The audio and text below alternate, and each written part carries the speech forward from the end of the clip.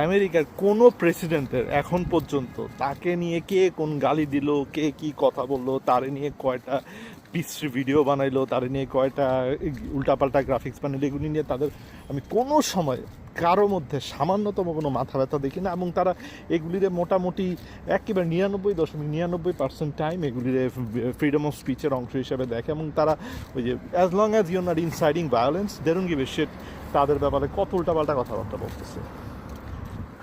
But Donald Trump is something different. দেখেন, Donald Trump এমন এক উন্মাদ, এবং এই উন্মাদের পায়ের নিচে এত বড় একটা ইকোনমিক শক্তি আমেরিকা দাঁড়ায় আছে যে বাংলাদেশের মতো দেশ একটা কোরবানি গরু দেয়, একটা গরু কোরবানি দেওয়ার সাহস পায় নাই।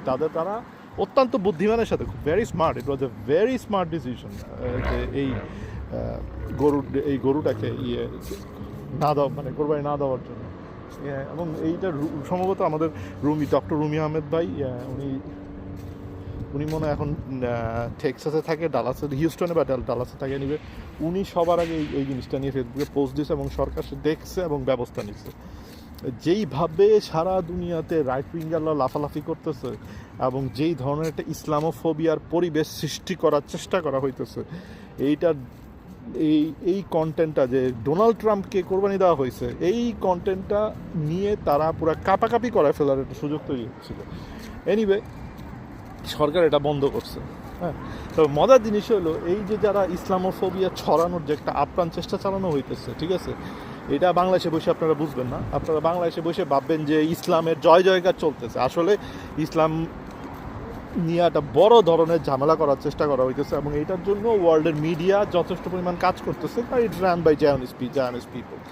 এনিওয়ে, যেইটা আমার মূল বলার কথা, দুইটা জিনিস। একটা হইলো যে ডানপন্থীরা, যে ইসলামিস্টরা আজ হোক কাল হোক এবং নিয়মিত বেসিসে এই যে যারা ইসলামোফোবিয়া ছড়াইতে চায় তাদের জন্য কন্টিনিউয়াসলি কন্টেন্ট জোগাড় করতে দিতে থাকবে। এটা নিয়ে আসলে এই একটা ঘটনা আটকায় কদ্দূর কী হবে জানি না।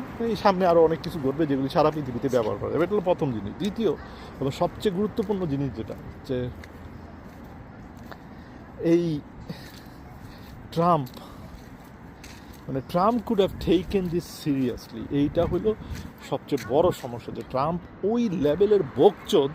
আমি আবার বলতেছি, আমেরিকার কোনো প্রেসিডেন্ট আমার দেখা মতো এই লোকটা ছাড়া doesn't give a shit about this kind of stuff. Trump is something different. এই লোকের সাথে কথা বলার সময় আপনাকে সাবধানে কথা বলতে হবে। এই লোকের সাথে কোনো ডিল করার সময় আপনাকে সাবধানে ডিল করতে হবে, কারণ আপনি ওর সাথে যে ডিল করবেন, ওই ডিলের থেকে ওই ডিল যে কোনো সময় ভেঙে ফেলবে। ওর কথার কোনো দুই পয়সা দাম নাই। কিন্তু আপনি তার সাথে কোনো ডিল করার পর আপনি যদি ওই ডিল